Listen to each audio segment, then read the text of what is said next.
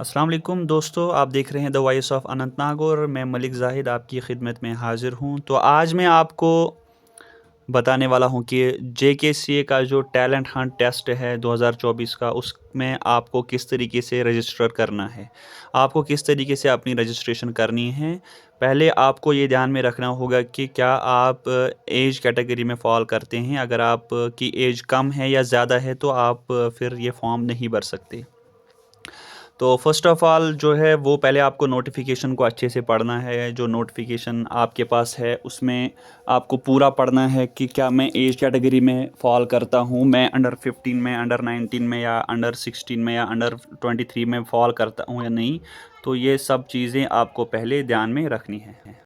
अगर आप एक लड़की हैं और अगर आपको अंडर 15 गर्ल्स कैटेगरी में रजिस्ट्रेशन करनी है कि दैट मीन्स आप अंडर 15 कैटेगरी में आते हैं, तो आपका डेट ऑफ बर्थ आप ध्यान में रखिएगा कि आपका डेट ऑफ बर्थ 1 सितंबर 2009 और 31 अगस्त 2011 के बीच में होना चाहिए।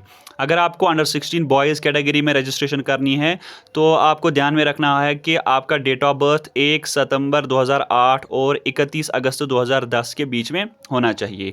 अंडर 19 बॉयज़ और गर्ल्स जो है वो ध्यान में रखें कि उनका डेट ऑफ बर्थ जो है वो 1 सितंबर 2005 के बाद का होना चाहिए, उससे पहले वाला नहीं चलेगा। ये अंडर 19 कैटेगरी के दोनों जेंडर्स के लिए हैं, बॉयज़ के लिए भी और गर्ल्स के लिए भी। उनका डेट ऑफ बर्थ 1 सितंबर 2005 के बाद का होना चाहिए, यानी उससे पहले जिनका जन्म हुआ होगा, जिनका डेट ऑफ बर्थ उससे पहले वाला होगा तो वो इसमें फॉल नहीं करते, वो इस कैटेगरी में नहीं आते हैं। तो अंडर 23 मेंस और वीमेंस के लिए जो एज कैटेगरी है उनका वो ध्यान रखेंगे कि उनका डेट ऑफ बर्थ 1 सितंबर 2001 के बाद होना चाहिए, यानी कि 2000 या 1999, 1998, 97 वाले जो है वो इसमें फॉल नहीं करते हैं, वो इस कैटेगरी में नहीं आते हैं, वो इसमें ओवर एजड हैं। तो आप ध्यान में रखना कि आपका जो जन्म है, आपका जो डेट ऑफ बर्थ है वो 1 सितंबर 2001 के बाद है। तो इसके बाद ये सब कुछ चीज़ें आप जब चेक करेंगे उसके बाद हम आते हैं इसके फॉर्म पे, जो रजिस्ट्रेशन फॉर्म है। तो उसको जो है पहले आपको प्रिंट आउट निकालना है। प्रिंट आउट कैसे निकालना है वो आप सब जानते हैं, किसी कंप्यूटर वाले के पास जाना है जिसके पास प्रिंटर होगा, तो वहाँ से आप इसका प्रिंट आउट जो है वो निकाल सकते हैं। तो प्रिंट आउट निकालने के बाद इसको आपको पेन से लिखना है, बाल पेन यूज़ करना है, ब्लैक कलर या ब्लू कलर का, पेंसिल या रेड पेन से नहीं भरना है। तो आप बाल पेन का यूज़ करेंगे, ब्लू या ब्लैक कलर का। तो पहला जो इसमें कॉलम आता है वो है नेम, पहले आप अपना नेम एंटर करेंगे। लेकिन उससे पहले ये फॉर्म फिलअप करने से पहले पहले आप ध्यान में रखेंगे, पहले आप चेक करेंगे आपका जो आधार कार्ड है और जो आपकी स्कूल की डॉक्यूमेंट्स है उन पे आपका जो नाम है वो सेम होना चाहिए, और जो उन पे डेट ऑफ बर्थ है, जो आपके आधार कार्ड पे डेट ऑफ बर्थ है और जो आपकी स्कूल की सर्टिफिकेट पे डेट ऑफ बर्थ है वो भी सेम होना चाहिए। अगर आपका ये सेम नहीं है तो आपको ये फॉर्म अभी नहीं भरना होगा। तो मैं डायरेक्ट आपको जो है फॉर्मेट दिखाता हूँ। फॉर्मेट जो मैंने यहाँ पे जो मैनुअली आपकी हेल्प के लिए यहाँ पे लिख के रखा है अपने लिए, हालांकि मुझे तो इसमें रजिस्ट्रेशन करना नहीं है। आपकी जो आसाइश के लिए मैंने यहाँ पे फॉर्म प्रिंट आउट करके रखा है, इस पे जो है मैं लिखूँगा या मैंने लिख के रखा है, और आप इसी तरीके से इस पे अपनी डिटेल सबमिट करेंगे। लेकिन जैसे मैंने कहा कि आपको पहले ध्यान में रखना है आपकी आधार कार्ड वाली जो डेट ऑफ बर्थ है और आपकी जो स्कूल की डेट ऑफ बर्थ है या आपकी जो डिजिटल डेट ऑफ बर्थ है, डिजिटल डॉक्यूमेंट पे डेट ऑफ बर्थ है, वो सेम होना चाहिए। अगर आपका आधार कार्ड इससे ज़रा सा भी मिलता नहीं है तो पहले आपको अपना आधार कार्ड अपडेट करना है। इसी तरीके से अगर आपका नाम जो है उसमें भी कोई मिस्टेक है, आपका आधार कार्ड वाला नाम भी गलत है और वहाँ से आपका जो स्कूल की जो सर्टिफिकेट है उस पर भी नाम अलग है और वहाँ आधार कार्ड पे अलग है, तो पहले आपको अपना आधार कार्ड अपडेट करना है और उस पर फ़ोटोग्राफ भी जो है वो अपडेटेड लगाना है। तो अगर आपके आधार कार्ड में कोई मिस्टेक वगैरह है, आधार कार्ड गलत है आधार कार्ड पे, और आधार कार्ड और आपकी जो स्कूल की सर्टिफिकेट है उस पर आपका जो डिटेल्स है वो मैच नहीं कर रही है, तो पहले आप अपना आधार कार्ड अपडेट कीजिए, उसके बाद आप ये फॉर्म भरेंगे। उससे पहले आपको ये फॉर्म नहीं भरना है। तो इसके बाद हम क्या करेंगे, जैसे कि यहाँ पे फॉर्म है तो अगर आपका आप सही सब कुछ सेट है, यानी कि आपका आधार कार्ड और आपकी जो स्कूल सर्टिफिकेट है, डेट ऑफ बर्थ सर्टिफिकेट, वो मैच करती है, तो फिर आप फॉर्म लिखिए। तो फॉर्म जैसे कि मैंने यहाँ पे अपनी डिटेल्स लिखी है, Malik Zahid Nisar, date of birth जो है वो मैंने लिखा है अपना, और मेरा जो बर्थ हुआ है वो कहाँ पे हुआ है वो आप लिख सकते हैं। ये कोई बड़ा इशू नहीं है, आप अपना डिस्ट्रिक्ट का भी नाम लिख सकते हैं। फादर्स नेम आप लिख सकते हैं, एड्रेस आप ऐसे लिख सकते हैं अपने गाँव का नाम, तहसील, और उसके बाद डिस्ट्रिक्ट, और उसके बाद जम्मू एंड कश्मीर। डिस्ट्रिक्ट आपका नीचे आएगा अनंतनाग, या आप कुलगाम से दूसरे किसी डिस्ट्रिक्ट से होंगे तो वो आप लिख सकते हैं। ईमेल आईडी में आप वही ईमेल लिखेंगे जो आपका परमानेंट ईमेल होगा, जिससे आप फिर ये फॉर्म उनको मेल करेंगे, उसी ईमेल आईडी को यहाँ पे लिखना है। कॉन्टैक्ट नंबर में आप एक दो नंबर लिख सकते हैं, कभी कभार सिम कार्ड बंद हो जाता है। और उसके बाद आप अपनी कैटेगरी लिखेंगे। आप अंडर 15 गर्ल्स में आते हैं तो वो अंडर 19 गर्ल्स में उसको टिक करना है। तो अगर आपको अंडर 16 बॉयज़ कैटेगरी में आते हैं तो वो वहाँ पे टिक करना है, अंडर 19 बॉयज़ में आते हैं वहाँ टिक करना है। जो भी आपकी का कैटेगरी होगा वो उसमें आपको इस बॉक्स में टिक करना है। उसके बाद आपको लिखना है पर्टिकुलर्स ऑफ स्कूल। यहाँ पे आप ध्यान रखिएगा, पर्टिकुलर्स ऑफ स्कूल में आपको लिखना है जिस भी स्कूल में अभी आप पढ़ रहे हैं। तो अगर अब आप इस स्कूल में पढ़ रहे हैं तो उसका नाम लिखना है और उसका एड्रेस लिखना है, वो स्कूल कहाँ है। फॉर एग्जांपल मैंने यहाँ पे एग्जांपल के तौर पे अपने स्कूल का लिखा है जहाँ से मैंने 12th पास किया था। तो मैंने अब फिलहाल उसी का नाम लिखा है, government higher secondary school Uttarsu Anantnag. तो इसमें मैंने ये भी लिखा है ओनली फॉर प्रेजेंट स्टूडेंट्स। अब जो बंदे नहीं पढ़ते हैं, जो फॉर एग्जांपल अभी नहीं पढ़ रहे हैं, फिर मिसाल के तौर पे कोई जॉब कर रहा है, कोई किसी ने पढ़ाई छोड़ दी है, या कोई बिजनेस कर रहा है, तो वो ये कॉलम नहीं भरेंगे। वो यहाँ पे सिर्फ इतना लिखेंगे, I am not a student, ठीक है, वो बस इतना ही लिखेंगे, I am not a student, ठीक है। तो इसके बाद डेट ऑफ एडमिशन भी फिर उनके लिए यहाँ पे ज़रूरी नहीं है। डेट ऑफ एडमिशन उन्हीं के लिए लिखना है, उन्हीं को लिखना है जिन्होंने जो प्रेजेंट में स्टूडेंट्स हैं, जो किसी स्कूल में इस समय एडमिटेड हैं, जो इस समय किसी स्कूल में पढ़ रहे हैं, ठीक। तो इसके बाद एनी अचीवमेंट इन क्रिकेट, यहाँ पे आप क्या करेंगे, यहाँ पे आपको जो आप लोकल क्रिकेट में मैचेस खेलते हैं वहाँ पे आप मैन ऑफ द मैच या मैन ऑफ द टूर्नामेंट लाते हैं, वो यहाँ पे काम नहीं करता है, वो एप्लीकेबल नहीं होता है। अगर यहाँ पे आपने अचीवमेंट जोनल लेवल का, जो कोई आप स्कूल की तरफ से जोनल लेवल पे खेलने गए हैं, वहाँ से आपको कोई मेडल मिला है, कोई सर्टिफिकेट मिली है, वो यहाँ पे आप लिख सकते हैं कौन क्या सर्टिफिकेट मिला आपको वहाँ पे। अगर आपने डिस्ट्रिक्ट लेवल पे या स्टेट लेवल पे या नेशनल्स पे कोई सर्टिफिकेट हासिल की है तो यहाँ पे आप, या पार्टिसिपेट ही किया है तो वो आप यहाँ पे लिख सकते हैं। लेकिन क्रिकेट में दूसरा कोई स्पोर्ट्स जो है वो आप यहाँ पे नहीं लिख सकते हैं। इसके बाद आपको जब ये फॉर्म अपना लिखा, पेन से आपने ये लिखा, उसके बाद आपको ये फॉर्म इसका फ़ोटो उठाना है, एक क्लियर सा फ़ोटो उठाना है, और अपने डॉक्यूमेंट्स का क्लियर फ़ोटो उठाना है। डॉक्यूमेंट्स का में आपका आता है आधार कार्ड, पैन कार्ड, उसके साथ साथ डेट ऑफ बर्थ सर्टिफिकेट और अपने मार्क्स कार्ड, जो आपके प्रीवियस 3 ईयर्स के कोई भी मार्क्स कार्ड हो, चाहे वो 10th का हो, 9th 8th 7th 6th 5th, या 11th 10th 11th 12th first year second year final year का, कोई भी आपका प्रीवियस 3 मार्क्स कार्ड होने चाहिए। तो उनको आपको क्लियर फोटोग्राफ्स बना के रखने हैं। उसके बाद आपको क्या करना है, आपको इनका पीडीएफ बनाना है, इनको आपको मर्ज करना है, पीडीएफ की एक ही फाइल आपको इनको बनानी है। उसके लिए आप क्या करेंगे, आप जाएंगे प्ले स्टोर में, आप वहाँ से आप एक एप्लीकेशन निकालेंगे, इमेज टू पीडीएफ, ये एक छोटी सी एप्लीकेशन है, आपको इसको इंस्टॉल करना है। तो जब ये इंस्टॉल हो जाएगी पूरी तो इसमें टाइम लगेगा। तो इसके बाद आप इसको ओपन करेंगे। पीडीएफ बनाने के लिए आपको इमेजेस को इसमें पीडीएफ बनाना है, इसलिए इसमें थोड़ा टाइम लगता है।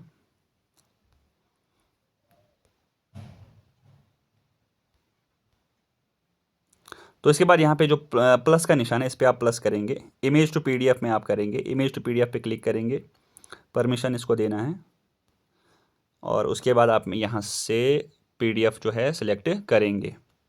तो पीडीएफ में क्या आप सिलेक्ट करेंगे, आपका जो फॉर्म है, पहले आप ये सिलेक्ट करेंगे। उसके बाद यहाँ पे मेरा पैन कार्ड है, आधार कार्ड के दोनों साइड्स होने चाहिए, मेरा जो डेट ऑफ बर्थ सर्टिफिकेट है, इसके बाद मेरी जो प्रीवियस 3 साल के मार्कशीट्स हैं, तो मैं उनको यहाँ पे सिलेक्ट करता हूँ। ये मेरा 10th का, 12th का और ग्रेजुएशन का। तो इनको मैं इम्पोर्ट करता हूँ। जब ये इम्पोर्ट हो जाएंगे तो इसके बाद ओके करना है। इस तरीके से इनको आपको पहले ठीक करना है, एजेस वगैरह नहीं रहनी चाहिए। इसके बाद ये आधार कार्ड को पहले ठीक करना है, यहाँ पे ठीक करना है, ये ऑलरेडी ठीक है, ये भी ऑलरेडी ठीक है, पूरा इसको सिलेक्ट करना है।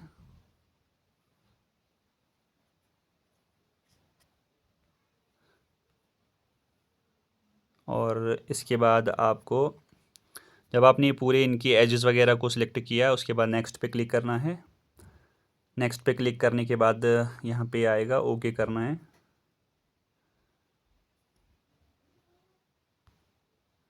तो इस तरीके से आपका ये PDF बन जाएगा। इसको डन करना है।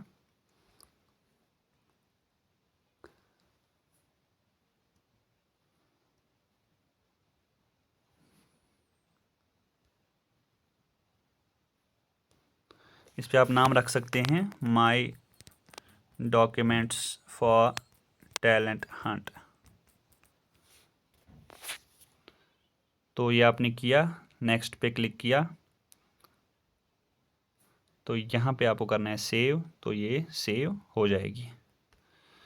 तो जब ये सेव हुआ तो यहाँ पे आप इसको व्यू भी कर सकते हैं। ये आपका PDF जो है वो क्रिएट हो गया।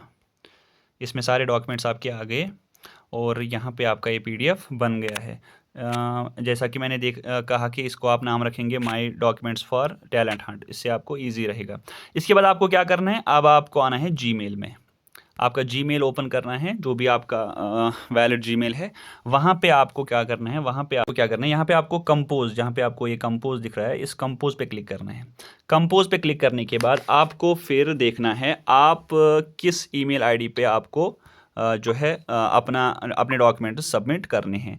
तो आपके पास जो ईमेल आईडीज़ है वो आपको देखने हैं कि आप किस कैटेगरी में फॉल करते हो। अगर आप अंडर 15 गर्ल्स के कैटेगरी में आती हो तो उसका ईमेल आपको देखना है। उसके साथ साथ अगर आपको under 16 boys, under 19 boys, under 19 girls, under 23 mens या वीमेंस, कौन सी कैटेगरी में आप फॉल करते हैं तो वो आप अपने डेट ऑफ बर्थ के हिसाब से देख पाएंगे। तो उसी जो आपको मैंने इससे पहले दिखाया था जो नोटिफिकेशन है उस पर जिस पे जो सारी ईमेल आईडीज़ दी गई हैं तो आप अपने में कर सकते हैं। तो मुझे यहाँ पे अंडर 23 मेंस का करना है तो मैं यहाँ पे लिखूँगा, उसकी जो ईमेल आईडी है वो है MENS MENSUNDER MENS under 23 dot JKCA@gmail.com। इस पे मुझे यहाँ पे ये करना है और सब्जेक्ट में आप लिख सकते हैं documents for talent hunt test 2024। और इस पे आप क्या कर सकते हैं, इस पे आप एडिशनल लिख भी सकते हैं कि मैं यहाँ पे आपको ये डॉक्यूमेंट सेंड कर रहा हूँ। तो इस पे आप लिख सकते हैं कि नेम, अपना नेम आप लिखेंगे यहाँ पे, जो भी आपका नाम होगा। मैं यहाँ पे अपना लिख रहा हूँ। डिस्ट्रिक्ट लिखेंगे, डिस्ट्रिक्ट अनंतनाग, या आपका अपना डिस्ट्रिक्ट लिखना है। और इसके साथ साथ आप यहाँ पे लिखेंगे कि आप किस कैटेगरी में फॉल करते हैं। तो मैं यहाँ पे लिखूँगा अंडर 23 मेंस कैटेगरी। और नीचे आप लिखेंगे काइंडली फाइंड द अटैचमेंट। ठीक है, जो मैं यहाँ पे अटैच करूँगा। अब मुझे अटैच जो आपने PDF वहाँ पे बनाया वो यहाँ पे मुझे कैसे अटैच करना है। यहाँ पे ऊपर आप देख पा रहे होंगे ये जो यहाँ पे ऊपर वाला ये जो @ जैसा बना हुआ है, इस प्ले बटन के साइड में जो @ जैसा बना हुआ है, इस पर आप क्लिक करेंगे, अटैच फाइल करेंगे। जब आप क्लिक करेंगे तो पहला ही जो मैंने अभी लिखा था माई डॉक्यूमेंट्स फॉर टैलेंट हंट, तो इस पर आप क्लिक करेंगे। इस पर जब मैंने क्लिक किया तो ये यहाँ पे आ गया और इसके बाद आपको सिंपली यहाँ पे इस वाले बटन पे क्लिक करना है। तो ये जो मेल है ये डन हो गया। तो इस तरीके से आप अपना फॉर्म भर सकते हैं। तो ये आपका फॉर्म सबमिट हो गया। तो वीडियो थोड़ा लेंथी हुआ, उसके लिए समझ आएंगे। पहला वीडियो था इस तरीके का जो मैंने बनाया आज। तो उम्मीद करेंगे कि आपको पूरा समझ में आया होगा। अगर फिर भी आपको ज़रा सा भी किसी जगह पे कन्फ्यूजन रहा होगा तो आप मुझे किसी भी टाइम मेरे व्हाट्सएप पे 7889379022 पे आप व्हाट्सएप कर सकते हैं, या आप मुझे डायरेक्ट कॉल भी कर सकते हैं। तो मैं आपको वहाँ पे वो आपका कन्फ्यूजन दूर कर सकूँगा।